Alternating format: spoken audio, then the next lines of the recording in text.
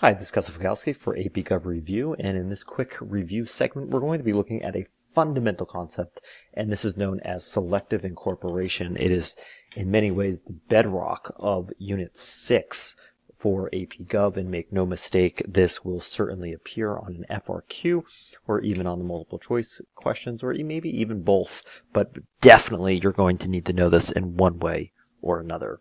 So the fundamental question as to, before even selective incorporation was even a concept, the idea of who does the Bill of Rights pertain to? And that may seem like a very silly question, but you have to go back to the origin of when the Bill of Rights was written in the context. So basically what happens in a landmark case in 1833, so we're not talking terribly long, only about 4 decades after the Bill of Rights was ratified, more or less. In the case of Barron v. Baltimore, the Supreme Court rules that the Bill of Rights only pertains to the national government and not the states. And this is a huge, because remember the context of when the Bill of Rights is being written. It was included into the U.S. Constitution to appease the small states, to appease the anti-federalists. And the Supreme Court rules that it does not pertain to the states. It was almost assumed at this time that the states would automatically protect these rights. Remember that these states were afraid of a powerful centralized government, that it could become, too powerful over the states. So they wanted these protections. So in the case of Barron v. Baltimore, you had some states that did not include free speech, or did not include, the privacy amendment of as seen in the Fourth Amendment. And as a result, this is a blowback to people who live in states, and those particular rights listed in the first 10 amendments are not included in their state constitutions. So the moral of the story is, in Barron v. Baltimore, it made it very clear that the Bill of Rights only protects citizens at the national level against the federal government, not the state or the local government. So in comes this concept known as selective incorporation. And basically what this is the legal concept of the Supreme Court that nationalizes the Bill of Rights, meaning that it now will pertain to all 50 states, making most of its provisions applicable to the states. How selective incorporation works is you're doing this provision by provision, one by one amendment. So for example, take the First Amendment. There are 5 freedoms contained in there.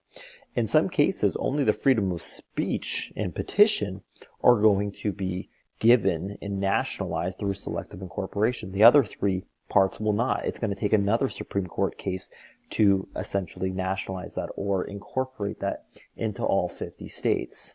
And the first case of this is Gitlow v. New York in 1925.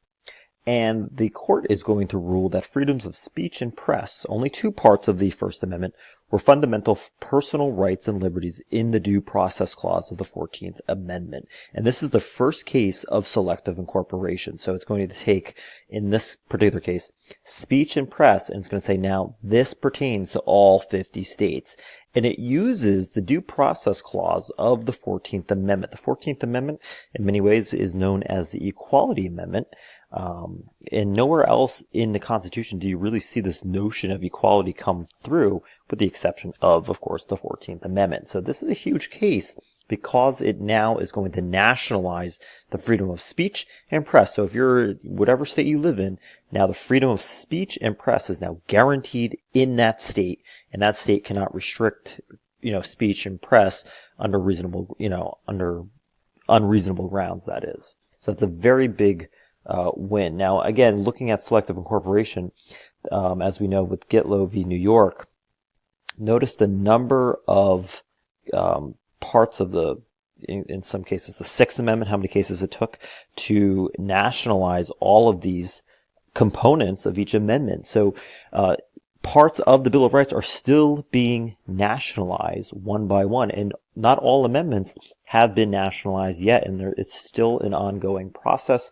So again, the Bill of Rights, through selective incorporation, takes each provision or each amendment, depending on the size of the amendment, and one by one is going to incorporate it to all 50 states. Again, good example of this with the Sixth Amendment. All these different aspects of the Sixth Amendment takes separate cases to incorporate them one by one by one. So definitely be aware of what selective incorporation is, as it is the bedrock of the Sixth Amendment.